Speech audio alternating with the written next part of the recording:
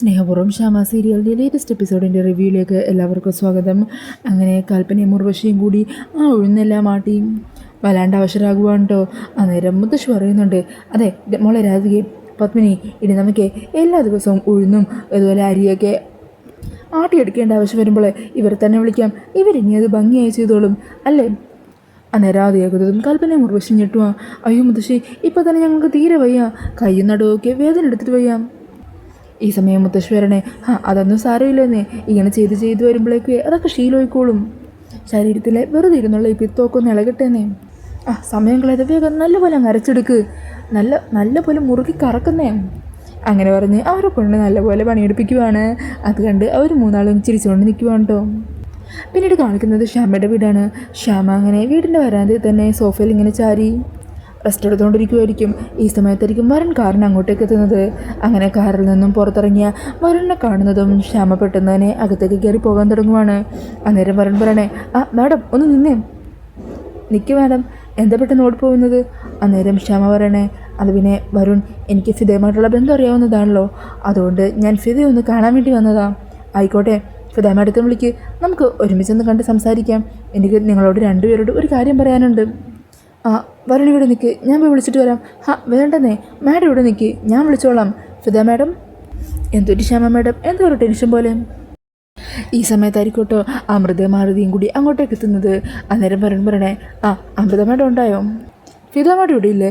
ഒന്ന് വിളിച്ചേ, എനിക്ക് ഫിദ മാഡത്തോട് ശ്യാമ മാഡത്തിനുള്ളതായിട്ട് കുറച്ച് കാര്യങ്ങൾ സംസാരിക്കാനുണ്ട്. അന്നേരം അമൃത പറയണേ, അത് പിന്നെ ഫിദ ഇവിടെ ഇല്ല, പുറത്തേക്ക് പോയതാ. എങ്ങോട്ടാണ് പോകുന്നതെന്നോ ഇപ്പോൾ വരുമെന്നോ ഒന്നും പറഞ്ഞിട്ടില്ല. ഓ അങ്ങനെയാണോ? അല്ല, ഫിദ മാഡത്തിൻ്റെ ഡ്രസ്സ് ഇവിടെ ഉണ്ടാവില്ലേ, ആ പർദ്ദ അധികം എടുത്തുകൊണ്ട് വന്നാലും മതി. അതെ, ശ്യാമ മാഡത്തിൻ്റെ ഭാഗമാകുമോ എന്ന് എനിക്കൊരു സംശയമുണ്ട്, ആ സംശയം ഒന്ന് മാറ്റിയേക്കാമല്ലോ. അന്നേരം ശ്യാമ ടെൻഷനാകുവാണ്. ശ്യാമ ചോദിക്കണേ, അല്ല വരുണിത് എന്തൊക്കെയാണ് പറയുന്നത്? അല്ലെങ്കിൽ തന്നെ ഫിദയുടെ ഡ്രസ്സ് ഞാനതിലിടുന്നത്? അന്നേരം വരുൺ പറയണേ, അല്ല സത്യത്തിൽ ഫിദ എന്ന് പറഞ്ഞൊരു ക്യാരക്ടറേ ഇല്ലല്ലോ, ആവേശം ഉപയോഗിക്കാറുള്ളത് മാഡം തന്നെയല്ലേ. ഈ സമയം ശ്യാമ വല്ലാതെ ടെൻഷനാകുക. വരുൺ എന്തൊക്കെയോ പറയുന്നത്, അതിൻ്റെ ആവശ്യം എനിക്കെന്താ ഉള്ളത് എന്നൊക്കെ ശ്യാമ പറയുന്നുണ്ട്. അന്നേരം വരുൺ പറഞ്ഞേ, ശരി അങ്ങനെയാണെങ്കിൽ നമുക്ക് ഇന്നത്തെ ദിവസം മുഴുവൻ വെയിറ്റ് ചെയ്യാം. ഫിദ മാഡം വരട്ടെ, വരുമെന്ന് അമൃത മാഡത്തിന് ഉറപ്പിച്ച് പറയാൻ പറ്റുമോ? ശ്യാമ മാഡത്തിന് പറയാൻ പറ്റുമോ? അങ്ങനെ ഇല്ലല്ലോ. അപ്പം പിന്നെ ഞാനിങ്ങനെ പറയുന്നതിൽ എന്താ തെറ്റുള്ളത്? അന്നേരം ആരതി പറയണേ, ചെറിയമ്മേ, ഫിദ മാഡം ശ്യാമ മാഡം ഒന്നാണെന്നുള്ള സംശയം വരുണിന് മുമ്പേ തൊട്ടുണ്ടായിരുന്നു. അത് വരുൺ കണ്ടെത്തിയതുമാണ്. സത്യങ്ങളെല്ലാം വരുൺ തിരിച്ചറിഞ്ഞിരുന്നു. പക്ഷേ വരുണിതൊന്നും ഒരിക്കലും രാധികയോട് പറഞ്ഞിട്ടില്ല. രാധികയിൽ നിന്നും വരുണും ഈ സത്യങ്ങൾ മറച്ചു വെക്കുകയായിരുന്നു. അതുകൊണ്ട് അക്കാര്യം ഓർത്ത് ചെറിയമ്മ ടെൻഷനാകിയൊന്നും വേണ്ട. ചെറിയമ്മയുടെ കണ്ടീഷനൊക്കെ മോശമായപ്പോൾ വരുണിനെ വിളിച്ച് ഞാൻ സംസാരിച്ചു. അങ്ങനെ വരുണും നമ്മുടെ ഒപ്പം നിൽക്കാമെന്ന് വരുൺ എനിക്ക് വാക്ക് തന്നിട്ടുണ്ട്. ഇനി അമ്മയും മക്കളെ ഒന്നിപ്പിക്കാനായിട്ട് മുന്നിൽ നിൽക്കുന്നത് വരുൺ തന്നെയായിരിക്കും. അങ്ങനെ ആരതിയുടെ വാക്കുകൾ കേൾക്കുന്നതും ശ്യാമക്ക് സന്തോഷമാണ്. നന്ദിയുണ്ട് വരുൺ, ഈ ജന്മം വർണ്ണി ചെയ്യുന്ന കാര്യത്തിന് എനിക്ക് നന്ദിയുണ്ടാകും. എൻ്റെ ജീവിതത്തിലെ ഏറ്റവും വലിയൊരു കാര്യം അത്, എൻ്റെ മോള് എന്ന് തിരിച്ചറിയുന്നത്, അതിനു വേണ്ടിയിട്ടാണ് ഞാൻ ഈ കാത്തു നിൽക്കുന്നത്.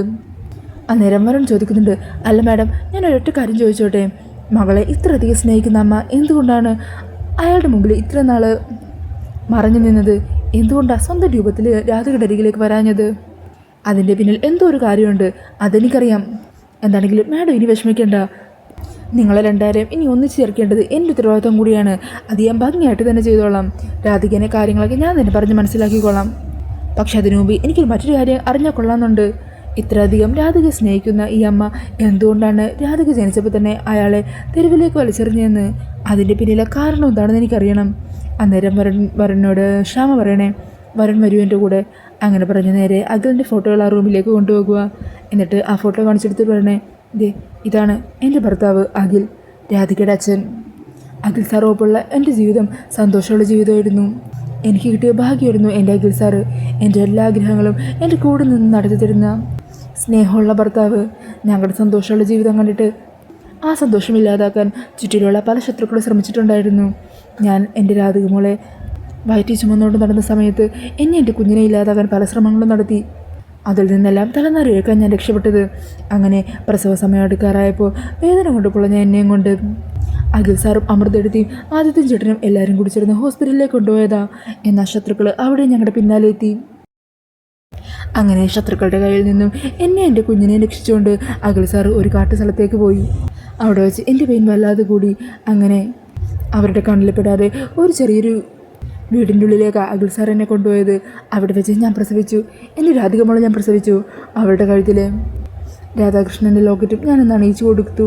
എന്നാൽ അവിടെയും ഐശ്വര്യയുടെ ആളുകളും ഞങ്ങളെ കൊല്ലാനായിട്ട് അവിടെ എത്തി.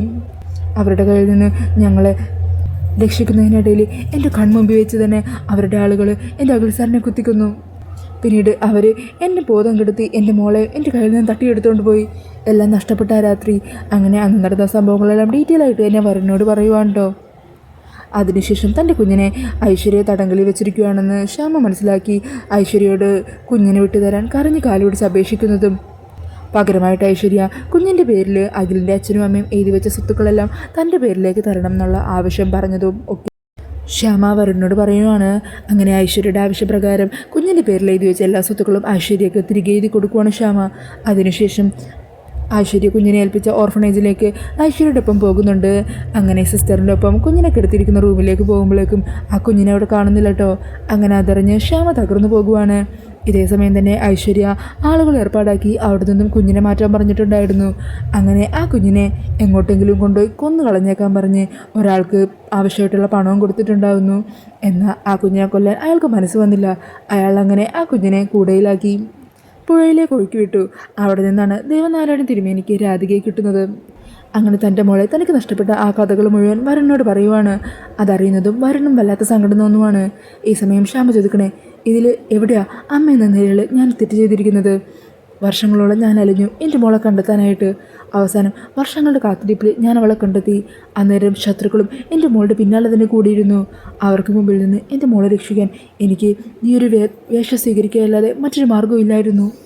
ഈ സമയം അതെല്ലാം കേട്ട് വരൻ പറയുന്നുണ്ട്, മനസ്സിലായ മാഡത്തിൻ്റെ മനസ്സ് എത്രത്തോളം വേദനിച്ചിട്ടുണ്ടെന്ന് എനിക്കറിയാം. വരുണിനറിയാമോ, എൻ്റെ മോളെ കണ്ടെത്തിയ ആ നിമിഷം തന്നെ അവളോട് സത്യങ്ങളെല്ലാം തുറന്നു പറഞ്ഞ് അവളെ ചേർത്ത് നിർത്തണമെന്ന് ആഗ്രഹം ഉണ്ടായിരുന്നു. പക്ഷേ തന്നെ കുഞ്ഞുനാളിൽ ഉപേക്ഷിച്ച് കളഞ്ഞ അമ്മയോട് അവൾക്ക് വെറുപ്പാണെന്നറിഞ്ഞപ്പോൾ ആ അമ്മയെ അവൾ ഒരിക്കലും അംഗീകരിക്കില്ലെന്ന് തിരിച്ചറിഞ്ഞപ്പോൾ എൻ്റെ മുമ്പിൽ മറ്റൊരു മാർഗ്ഗവും ഇല്ലാതായിപ്പോയി വരുൺ. അത് കാരണം ഫിദയുടെ വിഷം സ്വീകരിച്ചു ഞാൻ. അത് കാരണം എനിക്ക് എൻ്റെ മോളോടൊപ്പം നിൽക്കാം, അവളെ കെട്ടിപ്പിടിക്കാം, അവൾ ഉമ്മ വെക്കാം. അങ്ങനെ പറഞ്ഞ് സങ്കടപ്പെട്ട് കരയുവാണ്ടോ ശ്യാമ. ഈ സമയം വരുൺ പറയണേ, മാഡം ഇനി ഒന്നും കൊണ്ട് വിഷമിക്കേണ്ട, ഇനി എല്ലാ കാര്യങ്ങളും ഞാൻ നോക്കിക്കോളാം, മാഡം ധൈര്യമായിട്ടിരുന്നോ. അങ്ങനെ വരുണിൻ്റെ ആ വാക്കുകൾ കേട്ട് ഒത്തിരി സന്തോഷത്തോടെ ഇരിക്കുവാണ് ശ്യാമ. പിന്നീട് കാണിക്കുന്നത് രാധികയും പത്മിനിയും ചേർന്ന് ഗുലാബ് ജാമുനൊക്കെ ഉണ്ടാക്കി അതൊക്കെ കുപ്പിയിലാക്കി വെക്കുവാണ്. ഈ സമയം ഡൈനിങ് ടേബിളിൻ്റെ കൈവേദന ശരീരം വേദന എടുത്ത് അനങ്ങാനാവാതിരിക്കുവാണ്ടോ കൽപ്പനയും മുർവശിയും ഒക്കെ. അന്നേരം കൽപ്പന പറയുന്നുണ്ട്, ചെറിയമേ ഇത് നോക്കിക്കേ, എൻ്റെ കൈയൊക്കെ ചോന്നു, ഇത് കണ്ടില്ലേ? അന്നേരം ഉർവശി വരണേ, നിൻ്റെ കൈയല്ലേ ചോന്നുള്ളൂ, എനിക്കാണെങ്കിലേ അവിടെ ഇരിപ്പിരുന്നിട്ട് നടു മുഴുവൻ വേദനയാണ്, ശരീരമൊന്നും അനക്കാണേ പറ്റുന്നില്ല. ഈ സമയം രാധിക പറയുന്നുണ്ട്, സാരമില്ലേട്ടി, ഇതേ ആദ്യയോട് ചെയ്യുന്നതുകൊണ്ടാ, ഇനി അങ്ങോട്ട് ചെയ്ത് വരുമ്പോഴേ ശീലമൊഴിക്കോളും, പിന്നെ ഈ വേദനയൊന്നും തോന്നില്ല. അന്നേരം പത്മിനിയും പറയുന്നുണ്ട്, അതെ എന്താണെങ്കിലും അമ്മ നിങ്ങളെയാണല്ലോ അത് ചെയ്യാനായിട്ട് ഏൽപ്പിച്ചിരിക്കുന്നത്, അപ്പോൾ ഇനി എന്തും ചെയ്യാം, അപ്പോൾ ഇതൊക്കെ ഒരു പ്രശ്നമേ അല്ലാന്ന് തോന്നും. ഈ സമയത്തായിരിക്കോട്ടോ കൽപ്പന ചോദിക്കുന്നുണ്ട്, അല്ല രാധികെ, എന്തിനാ ഇത്രയും ഗുലാബ് ജാമുനൊക്കെ ഉണ്ടാക്കുന്നത്?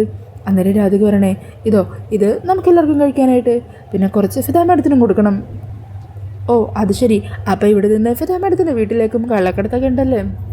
അന്നേരം പത്മിനി പറയണേ, കൽപ്പന നീ എന്തിനാ ഇങ്ങനെയൊക്കെ പറയുന്നത്? ഫിദ മാഡം രാധികയെ അമ്മയെപ്പോലെ കരുതുന്ന ആളല്ലേ? അത് കേട്ട് കൽപ്പന ചോദിക്കണേ, അല്ല ഇവളെന്തിനാ ആ ഫിദ മാഡത്തിന് അമ്മയെന്ന് പറഞ്ഞ് വിളിക്കുന്നത്? അന്നേരം രാധിക പറയണേ, എനിക്കെൻ്റെ യശോദാമ്മയെ പോലെ തന്നെയാണ് ഫിദ മാഡം. ഓ നിനക്ക് പിന്നെ സ്വന്തമായിട്ട് അമ്മയില്ലല്ലോ, അങ്ങനെയുള്ളപ്പോൾ വഴിയെ കാണുന്നവരെയൊക്കെ അമ്മയായിട്ട് കരുതാം, അതിന് പിന്നെ തെറ്റ് പറയാൻ പറ്റില്ലല്ലോ. പക്ഷേ എനിക്കതിനൊന്നും പറ്റില്ല, ചെറിയമ്മക്കും പറ്റില്ലല്ലോ, അമ്മക്കും പറ്റില്ല, കാരണം നമുക്കൊക്കെ സ്വന്തമായിട്ട് അമ്മമാരുണ്ട്. അപ്പോൾ പിന്നെ വേറെ ആരെങ്കിലും പോയി അമ്മയെന്ന് വിളിക്കാൻ തോന്നുമോ? അങ്ങനെ സ്വന്തമായിട്ട് അമ്മയില്ലാത്തത് കൊണ്ട് തന്നെ കാണുന്നവരെയൊക്കെ അമ്മയായിട്ട് കാണാനും അമ്മയെന്ന് വിളിക്കാനും തോന്നും. അങ്ങനെ അവർ രാധിക ഇങ്ങനെ കുറ്റപ്പെടുത്തി വേദനിപ്പിച്ച് സംസാരിക്കുന്നതൊക്കെ കേട്ടോണ്ടായിരിക്കോട്ടെ മുത്തശ്ശി അങ്ങോട്ടേക്ക് വരുന്നത്. അന്നേരം മുത്തശ്ശി ചോദിക്കണേ, അല്ല എന്താണ് കൽപ്പനക്ക് ഉർവശിക്കും വേദനക്കൊന്നും തീരെ കുറവില്ലേ? ഇല്ല മുത്തശ്ശി, നല്ല ശരീരം വേദനയാണ്. പത്മിനി, നമ്മുടെ മുകളിലെ ടെറസിലൊക്കെ ആകെ മഴയൊക്കെ കൊണ്ട് നനഞ്ഞ് പുല്ല് പിടിച്ച് കിടക്കുമല്ലേ, അത് വൃത്തിയാക്കാനായിട്ട് 2 ബംഗാൾ പണിക്കാരെ ഞാൻ കുറേ അന്വേഷിച്ചതാണ്, പക്ഷേ ആർക്കും സമയമില്ലെന്നേ, കിട്ടണ്ടേ ആരെങ്കിലും? ഒരു കാര്യം ചെയ്യ്, കൽപ്പനയും ഉർവശി അങ്ങോട്ടേക്ക് വാ, എന്നിട്ട് ആ പുല്ലൊക്കെ പറിച്ച് അവിടെ എല്ലാം അങ്ങ് വൃത്തിയാക്കും. അയ്യോ മുത്തശ്ശി, ഞങ്ങളെ കൊണ്ടൊന്നും പറ്റില്ല, കൈയൊക്കെ ആകെ വേദന എടുത്തിരിക്കുക. അതൊന്നും സാരമില്ലെന്നേ, സോപ്പ് വെള്ളമൊന്നും ഉപയോഗിച്ച് കഴുകണ്ട, സാധാ വെള്ളം എടുത്ത് കഴിക്കാൻ മതി, അതാവുമ്പോൾ അലർജി ഉണ്ടാവില്ലല്ലോ. മര്യാദക്ക് വാ. അമ്മേ ഞങ്ങളെ കൊണ്ട് വയ്യ, നടുവേദന എടുത്തിട്ട് നിൽക്കാനേ പറ്റുന്നില്ല. നിർത്തിക്കൊള്ളണം രണ്ടും കൂടി. ഇത്തരം തരം നിങ്ങൾക്ക് രാധികമായിട്ട് അമ്മയെ കുറ്റം പറയാനായിട്ട് ഒരു കുഴപ്പമില്ലായിരുന്നല്ലോ. മര്യാദക്ക് വന്നേ, ഇപ്പം തന്നെ രണ്ടും വന്നം. എന്നിട്ട് അവിടെയെല്ലാം അടിച്ചു കഴുകി വൃത്തിയാക്കിയിടണം. നല്ലപോലെ വെട്ടിത്തിളങ്ങണം അവിടെ. മര്യാദക്ക് വരാൻ. അങ്ങനെ പറഞ്ഞ് കൽപ്പനേനെയും മുർവശിനെയും അവിടെ നിന്നും കൂട്ടിക്കൊണ്ടു പോകുവാണ്. അവരെ മുകളിലേക്ക് പറഞ്ഞു വിട്ട ശേഷം മുത്തശ്ശി രാധികയോട് പറയണേ, എന്തുപറ്റി മോളെന്തിനിങ്ങനെ കരയുന്നത്? ഇനി ഒരിക്കലും കരയില്ല എന്നൊക്കെ പറഞ്ഞിട്ട്. അന്നേരം രാധിക പറഞ്ഞേ, അത് പിന്നെ മുത്തശ്ശി, അമ്മയെക്കുറിച്ച് അങ്ങനെയൊക്കെ പറഞ്ഞപ്പോൾ അവരുടെ നാവിനൊരു വലിയ ബ്രേക്ക് വില്ലെന്ന് മോൾക്കറിയില്ലേ? അവരങ്ങനെ പറഞ്ഞതിനുള്ള ശിക്ഷ മുത്തശ്ശി കൊടുത്തോളാം. മോൾ ധൈര്യമായിട്ടിരിക്കുക. മോൾ വിഷമിക്കൊന്നും വേണ്ട കേട്ടോ. എന്നാൽ ശരി, ഞാനേ അവരവിടെ എന്താ കാണിച്ചു കൂട്ടിയെന്ന് നോക്കട്ടെ. അങ്ങനെ പറഞ്ഞ് മുത്തശ്ശി അങ്ങോട്ടേക്ക് പോകുവാണ്. ഈ സമയം പത്മിനി രാധികയെ ചേർത്ത് പിടിച്ച് ആശ്വസിപ്പിക്കണേ, മോളെ വിഷമിക്കൊന്നും വേണ്ട. മുത്തശ്ശി ഇന്ന് നല്ല ഫോമിലാ. മോളെ വേദനിപ്പിച്ച് രണ്ടിനും മുത്തശ്ശി കണക്കിന് കൊടുത്തോളും. അങ്ങനെ പറഞ്ഞ് രാധികയെ സന്തോഷിപ്പിക്കുന്ന പത്മിനിയെ കാണിച്ചുകൊണ്ടാണ് എപ്പിസോഡ് തീരുന്നത്. പിന്നീട് പ്രൊമോയിൽ കാണിക്കുന്നത് ശരത്ത് പ്രിയങ്കേനെയും മുത്തശ്ശിനെയും കൂട്ടി ആര് പ്രൊഡ്യൂസറിൻ്റെ അരികിലേക്ക് എത്തുവാണ്. അങ്ങനെ ആ ഡയറക്ടർക്ക് പ്രിയങ്കയെ പരിചയപ്പെടുത്തി കൊടുക്കുവാണ്ടോ. അയാൾക്ക് പ്രിയങ്കയെ കാണുമ്പോൾ തന്നെ മനസ്സിലാകണേ, ഇതിനു മുമ്പ് പ്രിയങ്ക സിനിമയിൽ അഭിനയിക്കാനൊക്കെ ട്രൈ ചെയ്തിരുന്നില്ലേ? ഉണ്ട് സാർ, ഞാനിപ്പോൾ വീണ്ടും ഒരു തിരിച്ചു വരുവാൻ ആഗ്രഹിക്കുവാണ്. അത് സാറിനെ പോലുള്ള നല്ലൊരു ഡയറക്ടറിൻ്റെ ഫിലിമിലൂടെ ആയിക്കഴിഞ്ഞാൽ അത് കുറച്ചുകൂടി നല്ലതാണല്ലോ. സാർ എങ്ങനെയെങ്കിലും എനിക്ക് സഹായിക്കണം. ഈ ഒരു സിനിമയിൽ എനിക്കൊരു വേഷം സാർ വിചാരിച്ചതിന് പറ്റും. അങ്ങനെ പറഞ്ഞ് അയാളുടെ സിനിമയിലെ വേഷത്തിന് വേണ്ടി റിക്വസ്റ്റ് ചെയ്യുവാണ്ടോ പ്രിയങ്ക. പിന്നീട് കാണിക്കുന്നത് വരുണിൻ്റെ രാധികനെയുമാണ്. അങ്ങനെ നാളത്തെ ദിവസത്തിൽ തന്നെ രാധിക തൻ്റെ അമ്മയെ തിരിച്ചറിയണം. അതിനുവേണ്ടിയുള്ള പ്ലാനൊക്കെ വരുണും ആരതിയും ശ്യാമയൊക്കെ ചേർന്ന് തയ്യാറാക്കിയിട്ടുണ്ടായിരുന്നു.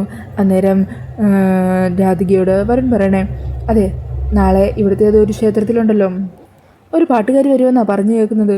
ആണോ? ഏത് ഗായികയാ? ഏത് ഗായികയാണെന്ന് ചോദിച്ചാൽ ശ്യാമയാണെന്ന് തോന്നുന്നു. അങ്ങനെയാ പറഞ്ഞു കേട്ടത്. അതേക്കുന്നതും രാധികയ്ക്ക് ഒരുപാട് സന്തോഷമാണേ. ശ്യാമ മേഡം വരുന്നുണ്ടോ? അങ്ങനെയാ ഞാൻ കേട്ടത്. ഏത് ക്ഷേത്രത്തിലാണ് വരുൺ? നമുക്കെന്നാൽ അങ്ങോട്ട് പോയാലോ? അന്ന് ശ്യാമ മേഡത്തെ കണ്ടെങ്കിൽ ഒരു മിന്നായം പോലെ കാണാൻ പറ്റുള്ളൂ. അടുത്തു നിന്ന് കാണാനോ സംസാരിക്കാനോ ഒന്നും പറ്റിയില്ല. അങ്ങനെ വരണാണെങ്കിൽ രാധിക അങ്ങോട്ടേക്ക് കൊണ്ടുപോകാമെന്ന് പറയുവാണ്. ഇതേസമയം സന്തോഷത്തോടെ രാധിക നേരെ വിളിക്കുന്നത് ഫിദയുടെ ഫോണിലേക്കായിരിക്കും കേട്ടോ. അങ്ങനെ ശ്യാമ സന്തോഷത്തോടെ ഫോൺ എടുക്കുന്നുണ്ട്. അങ്ങനെ രാധികയാണെങ്കിൽ നാളെ വരുന്നുണ്ട്. ഇപ്പം ശ്യാമ മേഡത്തെ ക്ഷേത്രത്തിൽ പോയി കാണാൻ പോകുന്നതിൻ്റെ എക്സൈറ്റ്മെൻ്റ് എല്ലാം ശ്യാമയോട് പറയുന്നുണ്ട്. അങ്ങനെ അതെല്ലാം കേട്ട് ശ്യാമയും ഒത്തിരി പ്രതീക്ഷയോടെ നാളത്തെ ദിവസത്തിനായിട്ട് കാത്തിരിക്കുവാണ്. അപ്പോൾ ഇതൊക്കെയാണ് ലേറ്റസ്റ്റ് പ്രൊമോയിൽ കാണിക്കുന്നത്. ഈ ഒരു റിവ്യൂ ഇഷ്ടമായിട്ടുണ്ടെങ്കിൽ മറക്കാതെ വീഡിയോ ഒന്ന് ലൈക്ക് ചെയ്യണേ. ഇതുപോലുള്ള കൂടുതൽ റിവ്യൂസിനായിട്ട് ഈ ചാനൽ ഒന്ന് സബ്സ്ക്രൈബ് ചെയ്തും കൂടി സപ്പോർട്ട് ചെയ്യണേ. താങ്ക്